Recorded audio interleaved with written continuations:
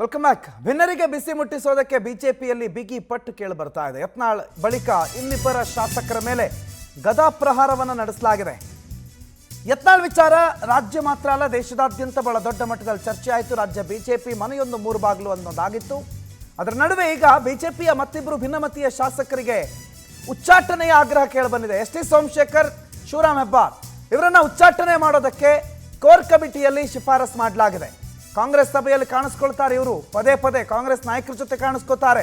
ಹಾಗಾಗಿ ಇವರನ್ನು ಉಚ್ಚಾಟನೆ ಮಾಡಬೇಕು, ಅವರನ್ನು ಅನರ್ಹ ಮಾಡಬೇಕು ಅಂತ ಹೇಳಿ ರಾಜ್ಯ ಬಿಜೆಪಿ ಉಸ್ತುವಾರಿ ರಾಧಾ ಮೋಹನ್ ದಾಸ್ ಅಗರ್ವಾಲ್ ಅವರ ಮುಂದೆ ಕೋರ್ ಕಮಿಟಿಯಲ್ಲಿ ಒಕ್ಕರೆಲ್ಲ ಬೇಡಿಕೆಯನ್ನು ಇಡಲಾಗಿದೆ, ಮನವಿ ಇಡಲಾಗಿದೆ. ಇಬ್ಬರು ಕೂಡ ಪದೇ ಪದೇ ಪಕ್ಷ ವಿರೋಧಿ ಚಟುವಟಿಕೆಗಳನ್ನು ಮಾಡ್ತಾರೆ. ಪದೇ ಪದೇ ಬೇರೆ ಬೇರೆ ನಾಯಕರುಗಳ ಜೊತೆಗೆ ಅವರು ಕಾಣಿಸ್ಕೋತಾರೆ. ಕಾಂಗ್ರೆಸ್ನವ್ರ ಜೊತೆಗೆ ಬಹಳ ಜೋರಾಗಿ ಕಾಣಿಸ್ಕೋತಾರೆ. ಕಾಂಗ್ರೆಸ್ನ ವೇದಿಕೆಯಲ್ಲಿ ಕಾಣಿಸ್ತಾರೆ.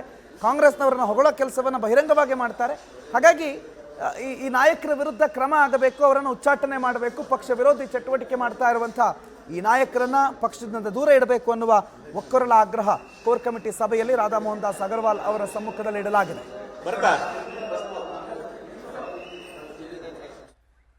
ರೂಪೇಶ್ ಈ ಬಗ್ಗೆ ಮಾಹಿತಿಯನ್ನು ಕೊಡ್ತಾರೆ, ನೇರ ಸಂಪರ್ಕದಲ್ಲಿದ್ದಾರೆ. ರೂಪೇಶ್, ಇದು ಯಾವತ್ತೂ ಆಗಬೇಕಾಗಿದ್ದು ಈಗ ಬಹಳ ದಿನಗಳ ನಂತರ, ಅಂದರೆ ಸುಮಾರು 1.5 ವರ್ಷಗಳ ಬಳಿಕ ಆಗ್ತಾ ಇದೆ ಅಂತ ಹೇಳಲಾಗುತ್ತೆ. ಎಸ್ ಟಿ ಸೋಮಶೇಖರ್ ಏನು ಮೊದಲನೇ ದಿನದಿಂದಲೇ ಈ ರೀತಿ ವರ್ತನೆ ತೋರಿಸ್ತಾ ಇದ್ರು. ಈಗ ಏನಾಗಿದೆ ಕೋರ್ ಕಮಿಟಿ ಸಭೆಯಲ್ಲಿ, ಏನು ಕ್ರಮ ಆಗುತ್ತೆ ಇವರಿಬ್ಬರ ವಿರುದ್ಧ?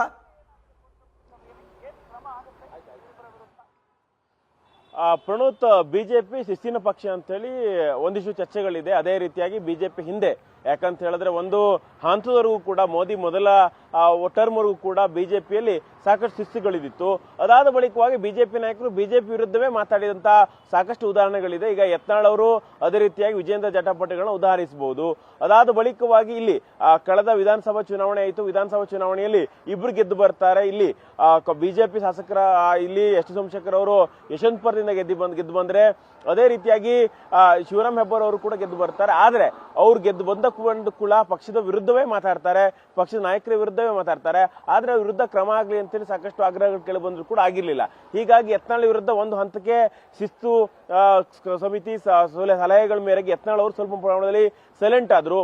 ಅದಾದ ಬಳಿಕವಾಗಿ ಈಗ ಎಸ್ ಟಿ ಸೋಮಶೇಖರ್ ಅವರು ಅದೇ ರೀತಿಯಾಗಿ ಹೆಬ್ಬಾರ್ ವಿರುದ್ಧನೂ ಕೂಡ ಕ್ರಮ ತೆಗೆದುಕೊಳ್ಳಿ ಅಂತ ಹೇಳಿ ಇದೀಗ ಆಗ್ರಹಗಳು ಕೇಳಿ ಬಂದಿದೆ. ಕೋರ್ ಕಮಿಟಿ ಸಭೆಯಲ್ಲಿ ಈ ಆಗ್ರಹವನ್ನ ಮಾಡಲಾಗಿದ್ದು, ಎಸ್ ಟಿ ಸೋಮಶೇಖರ್ ವಿರುದ್ಧ ಅದೇ ರೀತಿಯಾಗಿ ಶಿವರಾಮ್ ಹೆಬ್ಬಾರ್ ವಿರುದ್ಧ ಇಬ್ಬರು ವಿರುದ್ಧವೂ ಕೂಡ ಕ್ರಮ ಆಗಬೇಕು. ಯಾಕಂತ ಹೇಳಿದ್ರೆ ಕಾಂಗ್ರೆಸ್ ಪದೇ ಪದೇ ಆರೋಪ ಮಾಡುತ್ತೆ, ಬಿಜೆಪಿಯಲ್ಲೇ 3-4 ಬಣಗಳಾಗಿದೆ, ಇವರು ನಮ್ಮ ಬಣದ ಬಗ್ಗೆ ಏನ್ ಮಾತಾಡೋದು, ನಮ್ಮಲ್ಲಿ ಯಾವುದೇ ರೀತಿ ಬಣ ಇಲ್ಲ ಅಂತೇಳಿ ಹೇಳ್ತಿದ್ದಾರೆ.